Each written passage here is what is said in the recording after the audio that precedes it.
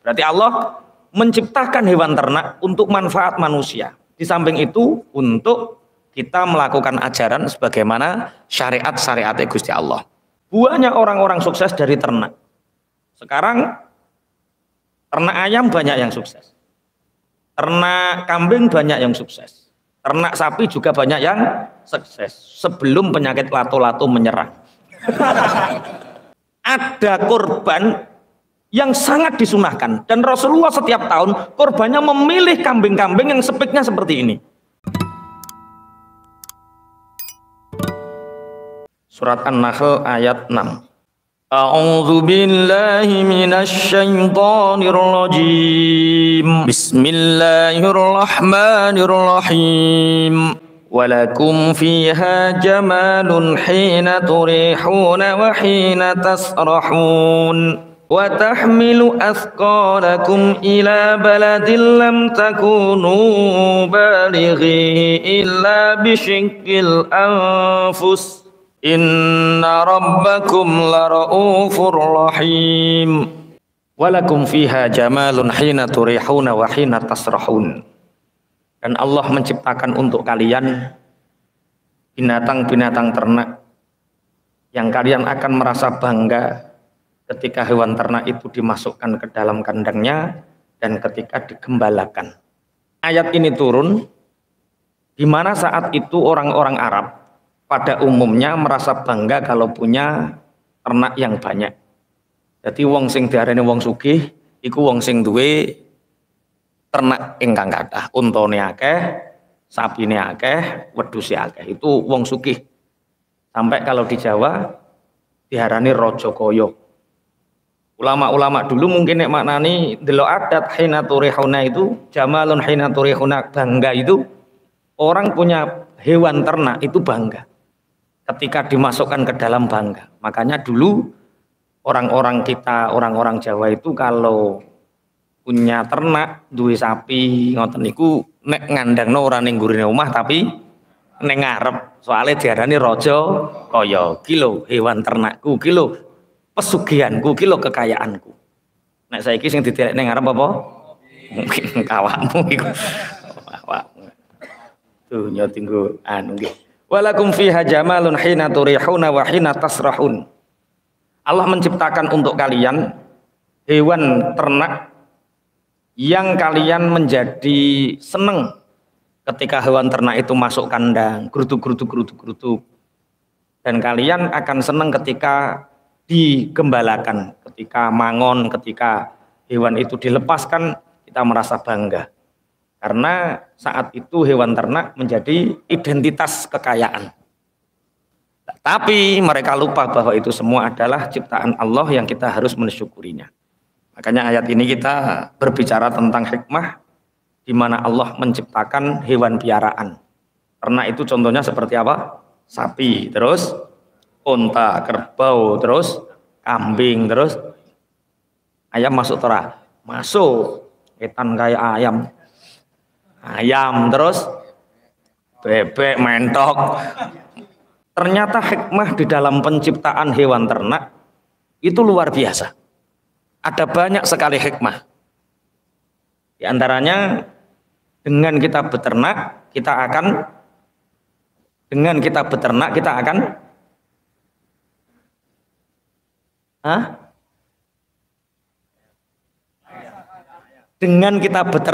akan menjadi tenang lu, hubungannya tenang lu, pokok tenang. Senang. Dengan kita beternak kita akan menjadi sangat dekat dengan Allah. Karena Allah mulai kemarin kita bahas sangkan paraning dumadi, Allah berfirman tentang awal penciptaan manusia, Allah berfirman tentang penciptaan gunung, penciptaan itu semua agar ya kita ingat pada Allah. Allah berfirman, menceritakan, menciptakan hewan ternak, otomatis dengan kita melihat hewan piaraan itu, hewan ternak itu kita akan selalu mengingat Allah. Senang itu hubungannya apa senang. Eneng sing kaya berkedonyan.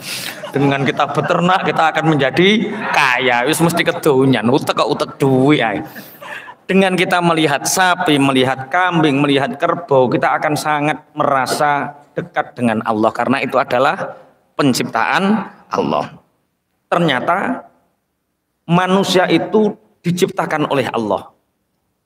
Butuh namanya kesehatan. Lah, untuk menunjang kesehatan itu Allah memberi fasilitas menuju ke sana. Untuk sehat kita butuh susu. Untuk sehat kita butuh daging. Ono wong kena busung lapar. Mosok kok balung ketok kabeh. Ditanyakan dokter kenapa ini busung lapar? Kurang apa? Kurang gizi, kurang daging. Ternyata Allah menciptakan manusia untuk bisa beribadah butuh sehat. Nah, sehat ini butuh susu, butuh daging, butuh telur, butuh madu. Dan semua itu daging, susu, madu. Apalagi? Iki bahas ternak kok sayur barang gitu. Sayur wis denane iki bahas ternak kok sayur. Susu, madu, terus daging, telur itu semua berada di dalam hewan piaraan yang bernama ternak. Walakum fiha jamalun hina turihuna wa hina tasrahun. Coba satu, dengan kita melihat hewan piaraan, hewan ternak, kita akan selalu mengingat Allah. Kita ingat betul bahwa Allah menciptakan hewan ternak itu untuk manfaat manusia, untuk memberi fasilitas daging, kesehatan, telur, madu, dan lain sebagainya. Itu yang pertama dan yang kedua. Yang ketiga, Allah menciptakan hewan ternak, sapi, dan lain sebagainya untuk apa?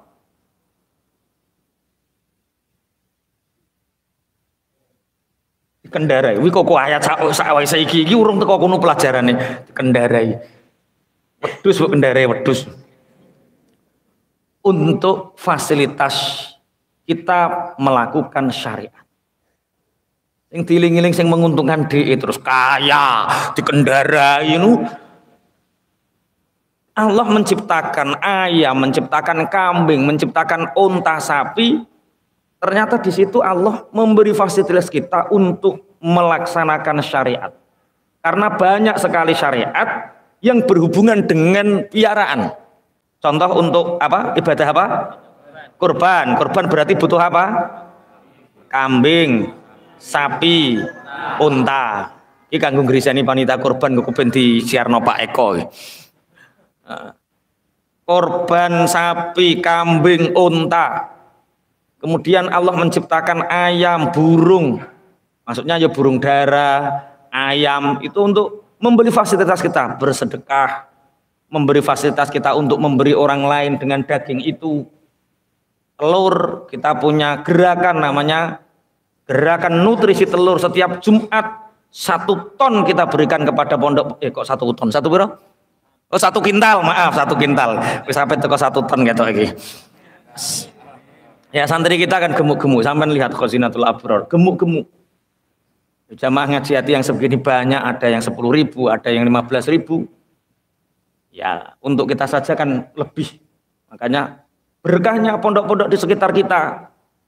Pondok di sekitar kita, yuk setiap Jumat kita berinfak nutrisi 1 kintal. Sampean gak ngarah iso ngapal Al-Qur'an. Maksudnya ya ora kok ngemeng, tapi kan ya wis sepuh daripada ngapalno Quran kangelan, ngekei nutrisi otak agar cerdas kepada anak-anak yang menghafal Quran. Oh ternyata Allah menciptakan hewan ternak tidak sekedar penciptaan yang sia-sia, tapi di situ memberi fasilitas. 1, manusia agar selalu ingat kepada Allah. 2, menciptakan fasilitas kebutuhan tubuh manusia. Di antaranya untuk beribadah dibutuhkan sehat. Najan sakit ya iso ibadah, tapi ora kaya nek wayah sehat. Lah sehat itu dibutuhkan daging. Butuh daging, butuh telur, butuh madu, butuh susu, dan itu semua ada di dalam hewan ternak. Yang ketiga, memberi fasilitas agar kita bisa melaksanakan syariatnya Allah. Bisa berkurban melalui kambing, unta, kerbau, sapi. Bisa bersedekah melalui telur, daging, ayam. Nek burung kicauan aku gak ngerti burung kicauan. Piye-piye manuk emprit kanggo apa ngono to? Lha ngono. Kanggo nduduhno nek kowe ora iso gawe ngono lho. Ngono kok gak ngerti wae. Kita untuk dekat dengan Allah itu ojo kok kaya Mas Taib sing menguntungkan dhek diling-iling. Kena ditumpahi, kena didol, kena nggo sugih iling. Bareng kaya manuk emprit dhek gak iling. Gusti Allah gawe emprit kanggo apa? Yo kanggo nduduhno nek kowe ora iso gawe ngono. Kok neh emprit to mrutu ya awakmu ora iso gawe. Nggih, paham ya maksudnya nggih? Hewan ternak untuk memberi fasilitas kita melakukan syariat keagamaan. Selain korban apalagi contohnya? Yo akikoh terus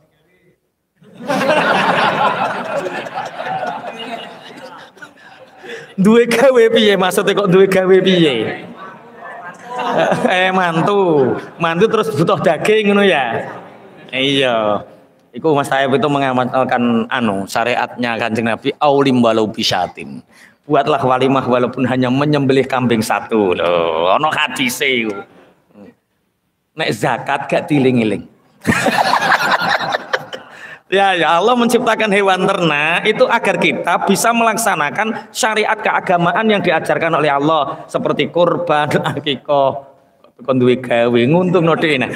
Zakat. Ya zakat.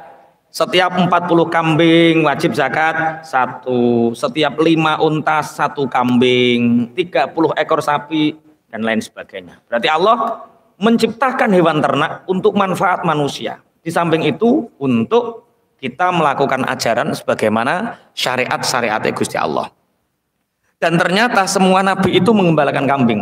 Rasulullah pernah bersabda, semua nabi itu pernah menjadi pengembala walaupun sebentar. Nabi Musa pernah menjadi pengembala, bukan pengembala kalau peternak itu 8 tahun. Makanya termasuk sunnah, kemarin sempat geger menanam tanaman sunnah.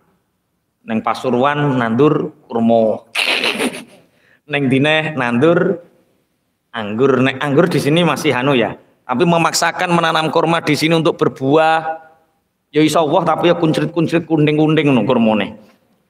Artinya ya jangan memaksakan, itu sunnatullah. Rasulullah memakan kurma itu sunnah karena memang Rasulullah berada di daerah yang tandus, kering, yang cocoknya kurma. Seandainya Rasulullah diperintah oleh Allah di sini, mungkin sunnahnya itu pisang, bengkoan, elam, kan? Ya disesuaikan. Berarti tidak ada buah sunnah itu enggak ada. Terus arani pelem buah bid'ah juga enggak. Jadi yo sewajarnya lah kalau di sini nanamnya ya yang cocok di sini. Rasulullah memakan kurma sunnah itu karena memang cocoknya daerah sana itu kurma. Nah, sama para rasul itu dulu menjadi peternak. Kenapa Pak Kiai tidak menjadi peternak? Kenapa yang lain tidak menjadi peternak? Banyak orang-orang sukses dari ternak. Sekarang ternak ayam banyak yang sukses. Ternak kambing banyak yang sukses. Ternak sapi juga banyak yang sukses sebelum penyakit lato-lato menyerang. Penyakit kok jenenge penyakit lato-lato. Di sini ada pakar, Mas Niko ini, nek gak tahu ndelok Persibo ya tahu roh pemain Persibo dulu. Sekarang jadi penyuplai peternak Mas Niko. Itu sunnah Mas. Para nabi semua peternak. Jangan gengsi. Ono ayate. Wa tahmilu athqalakum ila baladil lam takunu balighi illa bisyikil anfus. Ternyata kekerangan di situ para mufasir menceritakan bahwa para rasul, para nabi itu menjadi pengembala, menjadi peternak. Nabi Musa saja beternak 8 tahun. Nah, ning kepingin sapi mulemu diombeni apa, wedhus mulemu diombeni apa, Mas Niko pakare iso jelasno. Ternyata orang yang beternak, satu dia akan dekat dengan Allah karena tahu ini adalah proses di mana Allah menciptakan. Kedua, di samping kita akan merasa dekat dengan Allah, kedua, kita akan mengetahui bahwa mereka diciptakan oleh Allah ternak ini untuk kemanfaatan manusia. Mulai dari untuk kesehatan manusia, butuh susu, butuh daging, butuh madu, butuh telur dan lain sebagainya. Di samping itu untuk memberi fasilitas. Fasilitas apa? Fasilitas kita menunaikan ibadah. fasilitas menunaikan syariat keagamaan seperti akikoh, seperti kurban, seperti zakat, walimah. Yo Mas tak sebut walimah. Duwe gawe sing tiling, sing menguntungkan dhewe disebut, sing ora menguntungkan ora. Zakat kan gak menguntungkan. Akhirnya rasa-rasa nyebut. Padahal dalam peternak itu ada zakat. Tapi mawashi itu kan hanya ada kambing, hanya ada unta, hanya ada sapi, kerbau misalkan. Bagaimana dengan orang-orang yang ternak ayam? Buktinya sekarang ternak kambing sama ternak ayam itu lebih cepat kaya ayam. Ternak kambing sama ternak manuk doro iku kadang ijek cepet manuk doro jere Mas Wahyu. Tapi doro apa Mas jenenge? Mulai yo doro balap. Kula nate debat Basul Masail tentang ngingu manuk. Kiai-kiai itu enggak punya perasaan. Kenapa? Mosok kok gak ngesakno manuk diingu. Perkutut tutut. Lah kenapa? Enggak memberi hasrat mereka, enggak dipethukno lanang wedoke. Pak Kiai dijawab, ngoten niku hukume haram napa pripun iki? Haram piye maksudnya? Masa kok manuk kok ora oleh rabi. Dire Kiai ne. Kowe kok mbayangno manuk kaya kowe, sing butuh ki kowe dudu manuke. Kaya roh-roh, bahas hukum mbok bareng sing kowe ora roh. Ora roh yo meneng wae. Sing pengen rabi ku kowe dudu manuke. Kok reno-reno iki. Halo? Kita tambah jawab makruh. Bismillahirrahmanirrahim. Semua nabi ternyata berternak. Nabi Musa pernah beternak sapi 8 tahun. Anak Nabi Adam yang Qabil, yang pembunuh itu petani, yang Habil dia juga beternak. Berarti peternakan atau beternak itu sebuah syariat yang kuno mekuno. Dan ila yaumil qiyamah tidak akan pernah habis. Bahkan beberapa ulama-ulama salaf mengatakan bahwa negara atau bangsa yang kaya akan peternakannya, maka negara itu tidak akan pernah miskin. Jadi di negara kok duwe peternakan gede, maka negara itu tidak akan pernah miskin. Bismillahirrahmanirrahim. Walakum fiha jamalun hina turihuna wa hina tasrahun. Bahkan spesial sekali Allah menyebutkan tentang hewan-hewan ternak di dalam Al-Qur'an dispesialkan. Seperti surat yang menyebutkan ternak. Surat apa? Al-Baqarah. Al-Baqarah menceritakan tentang sapi. Kemudian yang kedua Al-An'am. Al-An'am itu menerangkan tentang hewan-hewan piaraan, hewan-hewan ternak. Kemudian ada surat An-Nahl. An-Nahl artinya apa? Lebah. Madu. Banyak sekali Allah mengistimewakan ternak ini. Makanya disebutkan menjadi surat Al-Baqarah, An-Nahl, Al-An'am. Walakum fiha jamalun hina tu'rihuna wa hina tasrahun. Allah menciptakan hewan ternak untuk kalian yang sehingga kalian menjadi bangga, senang ketika hewan itu masuk kandang dan senang ketika hewan itu dilepas. Kemudian dari penciptaan hewan ternak ini kita bisa tahu bahwa untuk proses sampainya kepada kita daging itu mengandung apa? Apa Mas? Protein apa vitamin, gizi itu apa? Kok guyu ki piye to? Protein. Kalau daging mengandung protein. Kalau susu mengandung kalsium. Nek Mas niku apa? Terus apa lagi? Kalau madu. Wis mbah pokoknya. Ternyata itu semua dihasilkan melalui penciptaan Allah. Kemarin kita membahas tentang penciptaan bumi, kemudian Allah di atas bumi itu menciptakan pohon, rumput, daun. Allah menciptakan bumi yang di situ ada rumput, ada daun. Kemudian Allah menciptakan hewan ternak. Hewan ternak ini memakan rumput, memakan daun. Dari rumput ini menghasilkan daging, menghasilkan susu. Kemudian masuk dibelih menungso. Akhirnya masuk ke seluruh tubuh manusia. Nah, sehingga dari daging, susu ini menghasilkan satu energi. Sing energi ini sifatnya ghirohnya kuat, semangat. Mulane Mas Kim sok nek neng Arab tulung ojo mangan daging unta. Nek mangan daging unta wayah neng omah. Nek ciri wong Jawa hawane panas, ngosek ra karu-karuan. Piye aku rawani jajal. Aku nggawa sakwil tak go ning omah. Nek Mas Pur wis tahu. Ciri ngosek tenan. Ngosek niku ya padha karo mangan daging jaran. Daging jaran niku hawane panas, ngosek. Makanya ulama-ulama rohani tidak mengharamkan. Mereka memakan. Tapi untuk riyadhah agar tidak punya nafsu hewani, mereka tidak memakan. Misal sampean kok insyaallah roh wong wedok tambah seneng, semangat duniawinya kuat, cobalah tinggalkan sesuatu yang bersifat binatang ini. Kalau sesuatu yang bersifat binatang itu dihilangkan, maka kamu akan terhindar dari rasa kebinatangan, sifat-sifat binatang. Apa contohnya sifatnya binatang apa? Aduh saras-sarasen. Lho guyu. Ya tenan. Ono sing adus aras-arasen, oh iku berarti punya satu sifat binatang.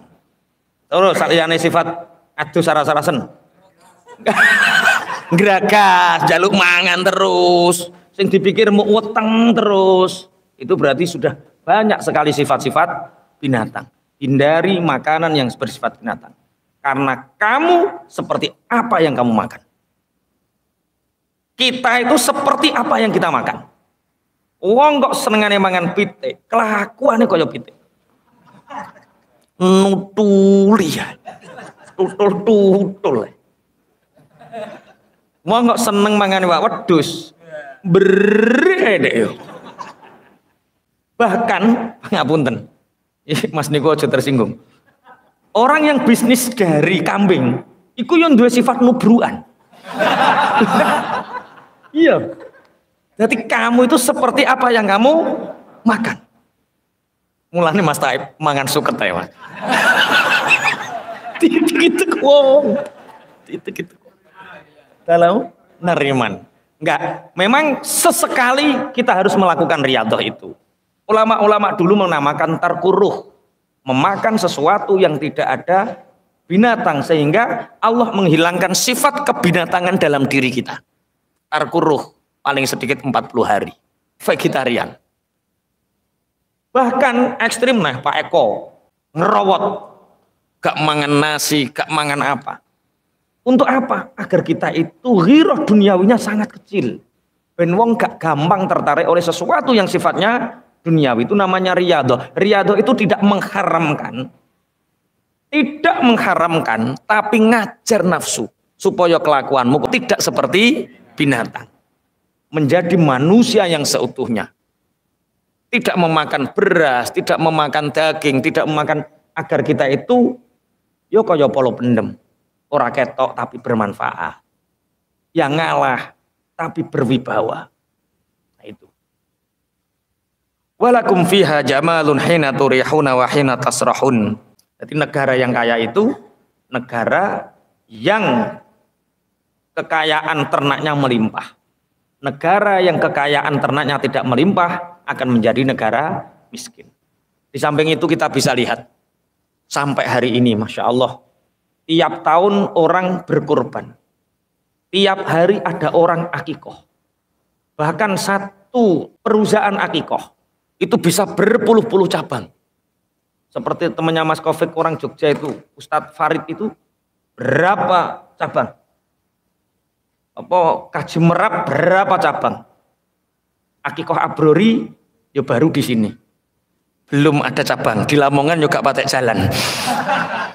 Nggih, ya enggak apa-apa. Bisnis itu tergantung siapa yang membawa. Sing membawa konaah kok ya klunak-klunuk konaah. Enggak apa-apa. Belum jalan enggak apa-apa. Dalam oh iya, ngerawat akhirnya kaya polo pendem deh.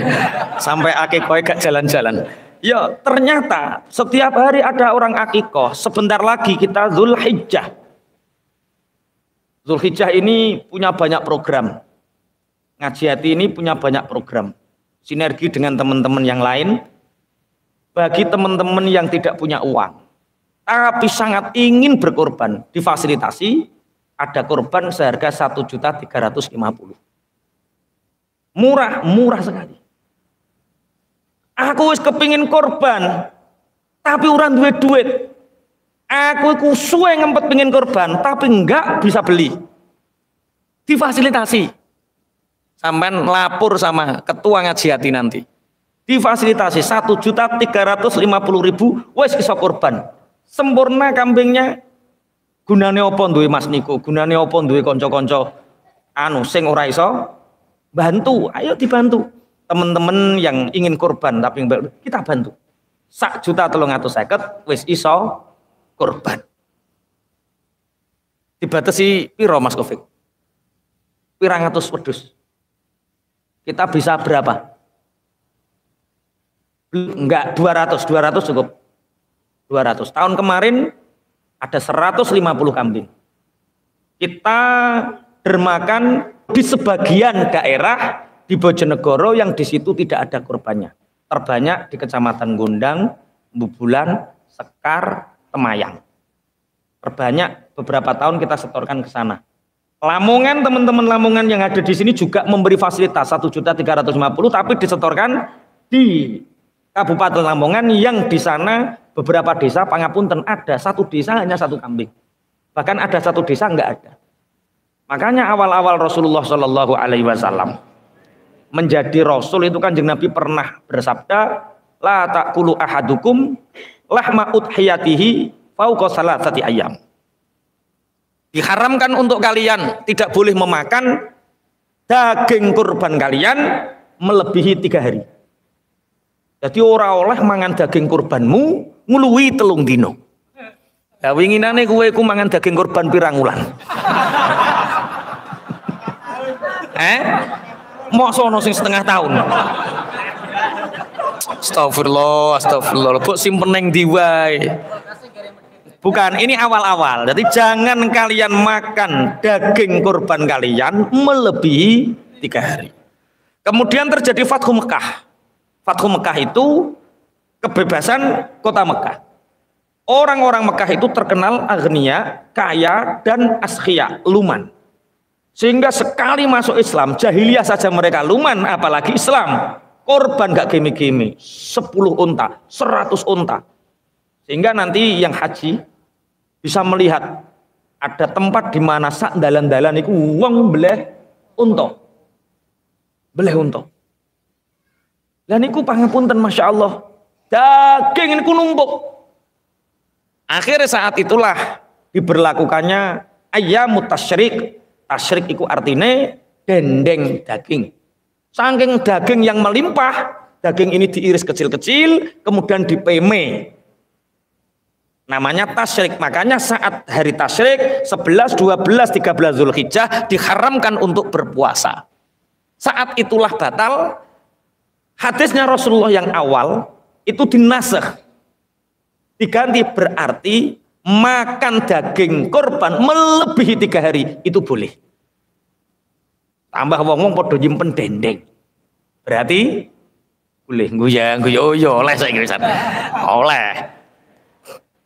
Boleh. Tapi maksudnya boleh itu jangan sampai hewan korban itu numpuk di satu desa. Orang kaya yang di kota itu rakus, serakah menurut saya. Di beberapa masjid di kota hanya satu RT 75 KK, sapi ini 20 coba. Ngono dilebokno kulkas kabeh kok. Itu orang kaya yang serakah, di mana rakus di kota-kota lho. Kira wong kota akeh to. Maksudnya jangan sampai daging itu numpuk di satu daerah.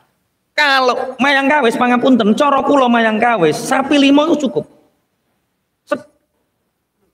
Cek kurang itu Mas. Wes cukup 5 itu wes cukup. Cek kurang ya. Terus apa gak saryawan to piye? Jadi cara mayang kawis misalkan mayang kawis yang RT mulai RT 9 sampai 19 itu ada 750 kakak sekitar itu. 750 kakak data desa. Tapi kok nek data keliling iso 900. Soalnya contoh misalnya Mas Erik karo Mas Taib kan wis pisah kakak. Tapi aslinya piye saudara. Tunggal sak omah beda kakang to piye? Maksudnya yang terhitung itu 750, tapi nek wayah andum kurban iku iso dadi 900. Lah sing 150 ki ning ndi ngono lho. Jere anu Pak, ini satu rumah 2 dapur. Ono satu rumah 2 dapur, ono sing satu rumah 2 kakak. Ya wis lah, wong kurban wae. Lah, mestinya masjid-masjid di kota itu netepi hadis walaupun sudah dinasakh ini. Dulu Rasulullah melarang memakan hewan kurban melebihi 3 hari. Artinya daging itu jangan sampai numpuk. Kita harus ingat beberapa daerah yang ada di desa, di kecamatan Temayang itu ada. Sengkonang, munggah, masya Allah. Ngoten niku nek sing ceramah tak wakil Mas Taib, mboten kula. Aku gak iso soalnya. Musa wong-wong ini bingung kula nek Mas Taib pinter, masya Allah. Iki wis ana sing daftar. Yo hubungi Pak Eko panitiane. Aku mbok kirim ning ndi Pak Eko ngono. Tapi aja surbanan dah ning desa kok surbanan. Insyaallah dikongkon makili pisane surbanan, masyaallah. Astagfirullah. Esok kesempatan.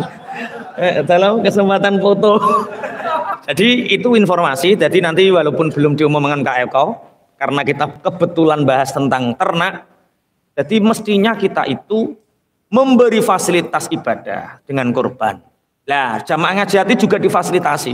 Sing ora duwe duit pingin kurban, 1.350.000. Kita punya beberapa temen yang kandangnya itu pangapunten sak kandang di sini 3.000. Mas Niko itu nyuplih berapa kandang saja itu. Itu makanya ada hewan-hewan yang di pasar itu payune murah. Contoh kambing sing ndase cilik, nuki disiriki wong. Padahal wetenge lemu, dagingnya lemu, tapi sirahe cilik, ndase cilik, ngono ki gak payu larang. Lah ngoten niku sing kita tuku. Maksudnya ngoten lho. Coba pangapunten, sing penting dagingnya apa wedhuse?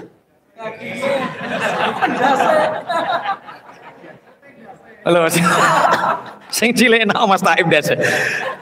Sing penting dagingnya apa ndase sing penting? Dagingnya.